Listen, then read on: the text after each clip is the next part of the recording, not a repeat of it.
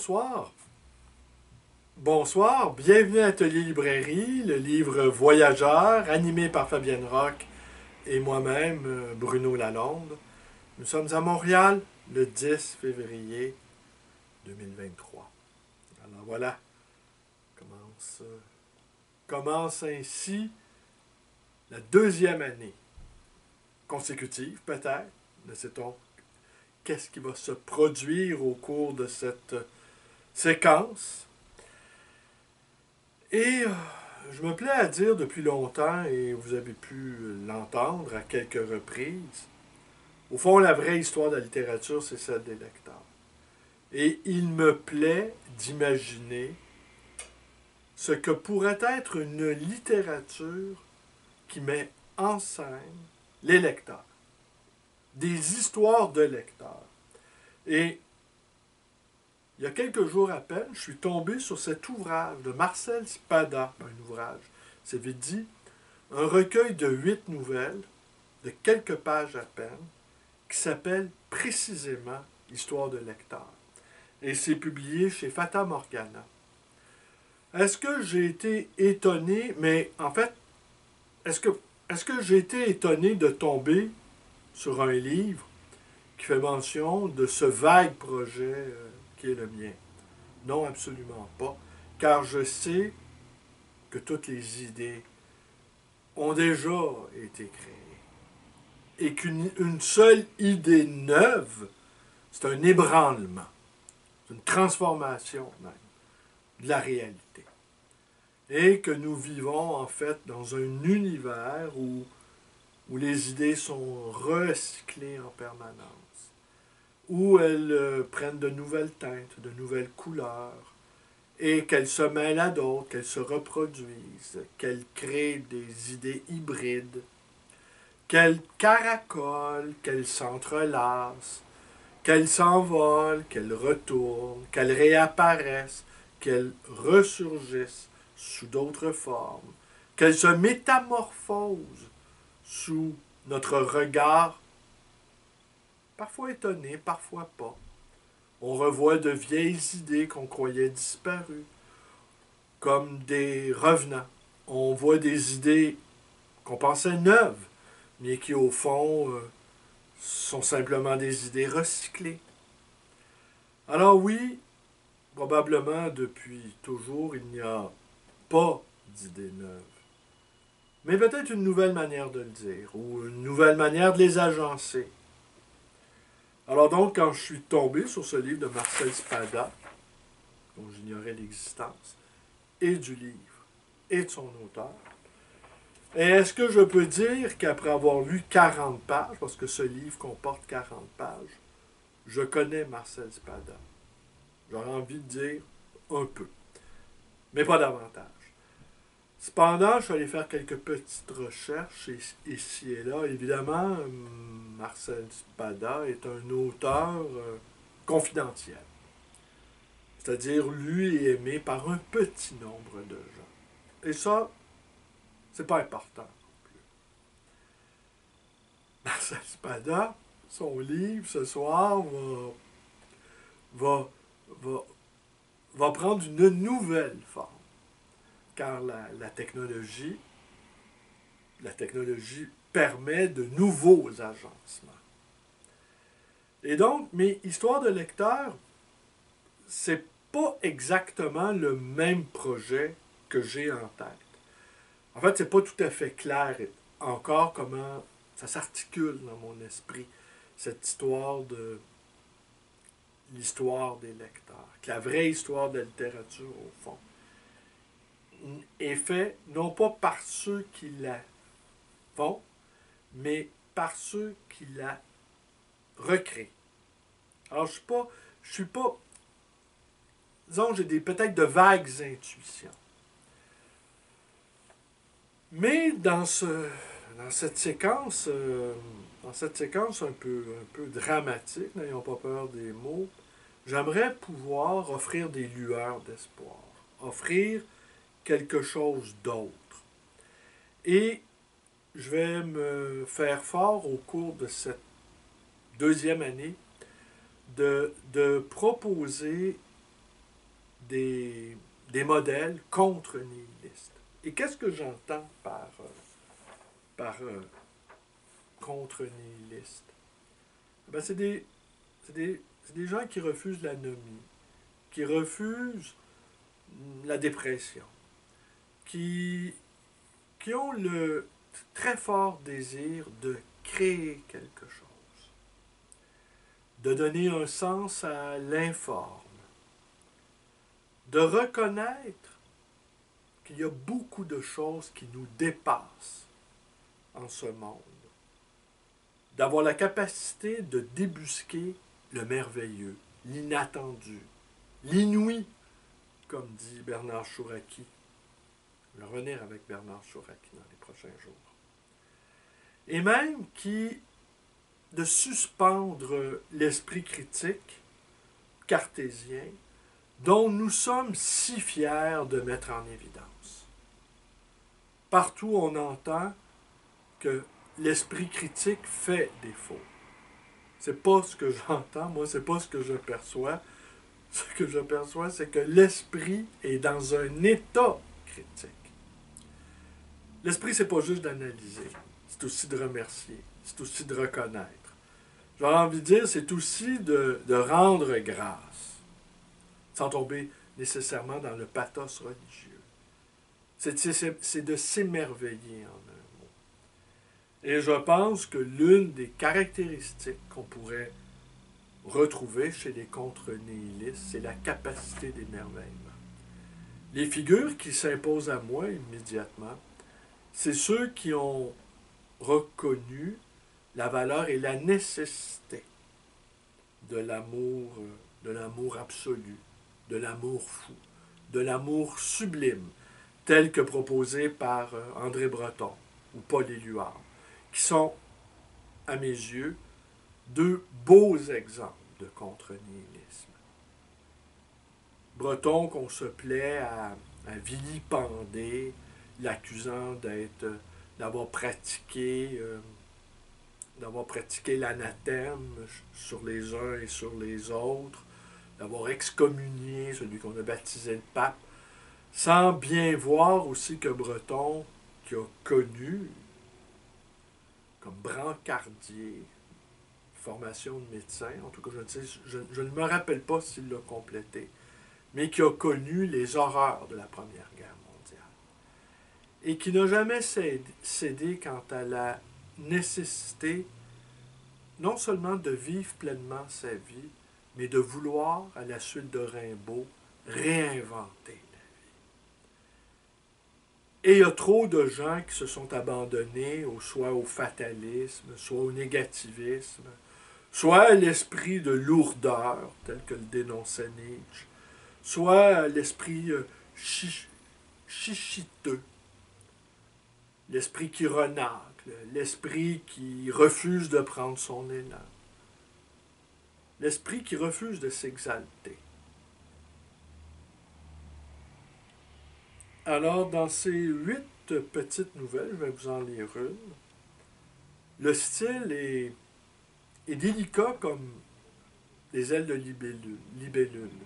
L'écriture presque translucide, avec un humour acidulé, un humour fin qui ne blesse pas, un humour qui effleure. Et qu'en fait, ce qu'on pourrait retenir également dans ces textes de Spada, c'est que l'exercice de l'amour est un art très délicat. Aimer n'est pas l'affaire d'amateurs. Il faut devenir en quelque sorte des professionnels de l'amour, pris au premier degré. Et quand on entend professionnels de l'amour, c'est assez curieux, on entend tout de suite les professionnels du sexe. Mais c'est pas dans ce sens-là qu'il faut l'entendre. Aimer quelqu'un, ça demande beaucoup de talent. Ça demande beaucoup de brio, d'ingéniosité, de finesse et d'endurance.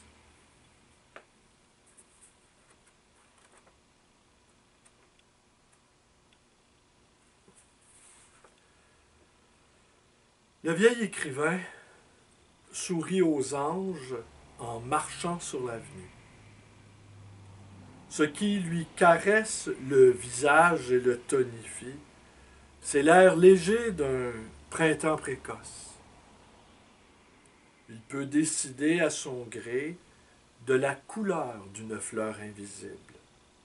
Il choisit l'amarillo, en l'honneur du soleil nouveau près duquel elle se place, et il attribue la même couleur à toutes les robes qui circulent autour de lui.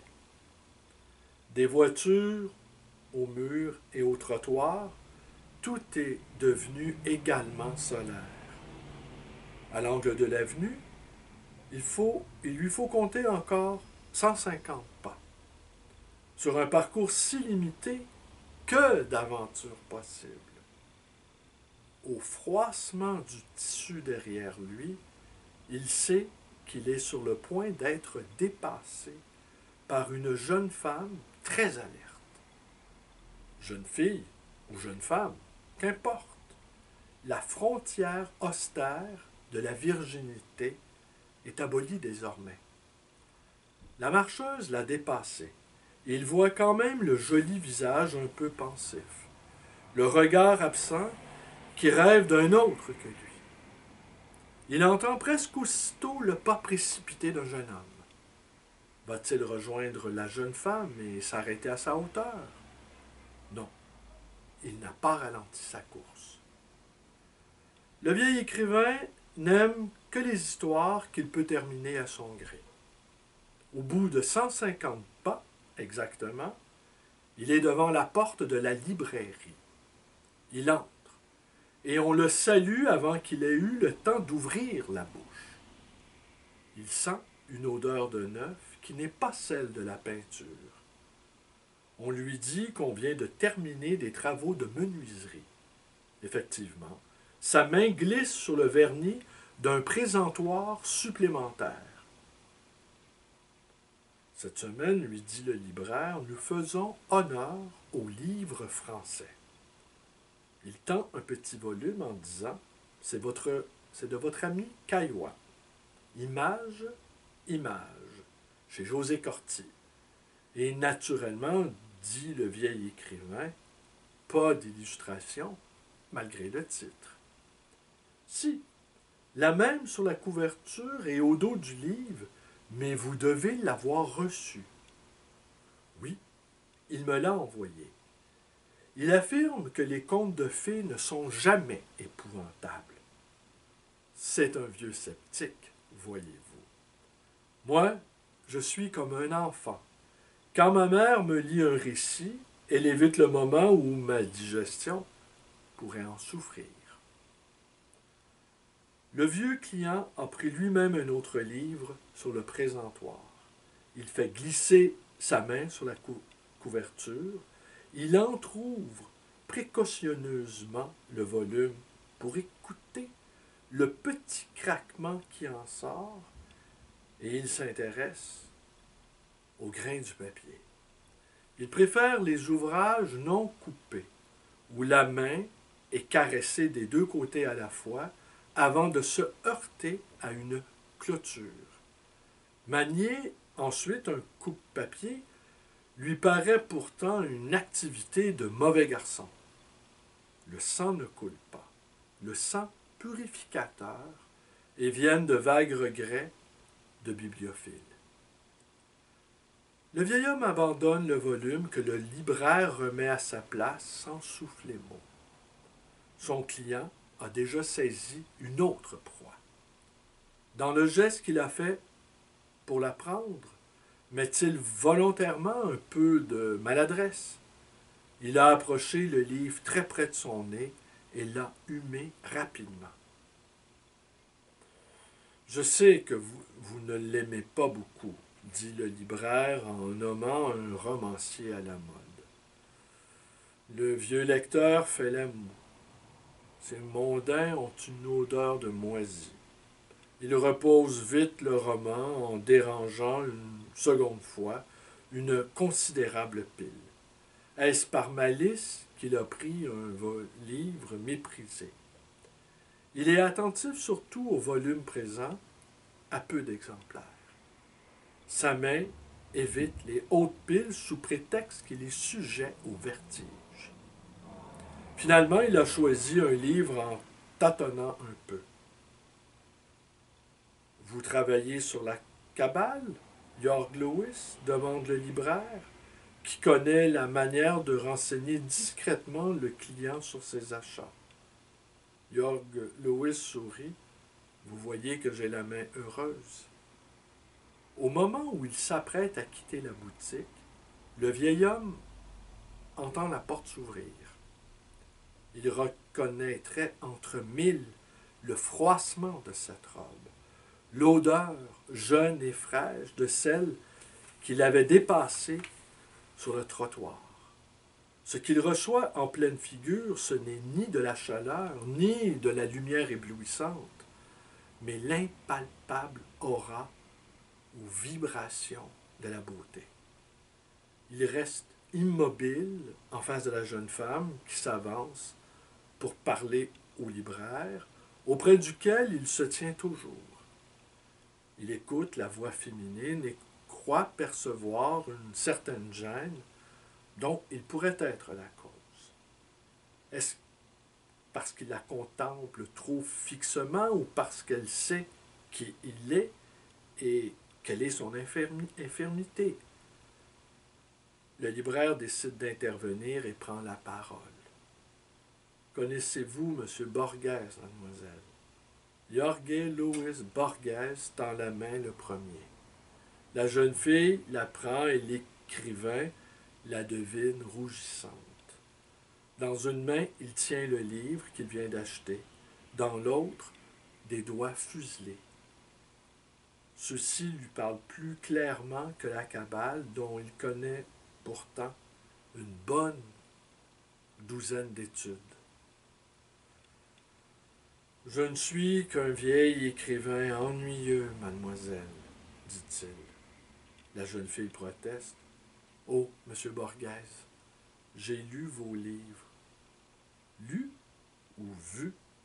Demande-t-il en souriant. Les deux, répond-elle avec la vivacité d'une adolescente qu'on taquine. Eh bien, ces derniers temps, moi, je ne les ai ni vus, ni lus, dit-il gaiement. À brûle-pourpoint, il demande, avez-vous une robe à Maria? S'agissant de Borghese, la jeune fille saisit l'ambiguïté de la phrase qui dit à la fois « Portez-vous une robe jaune?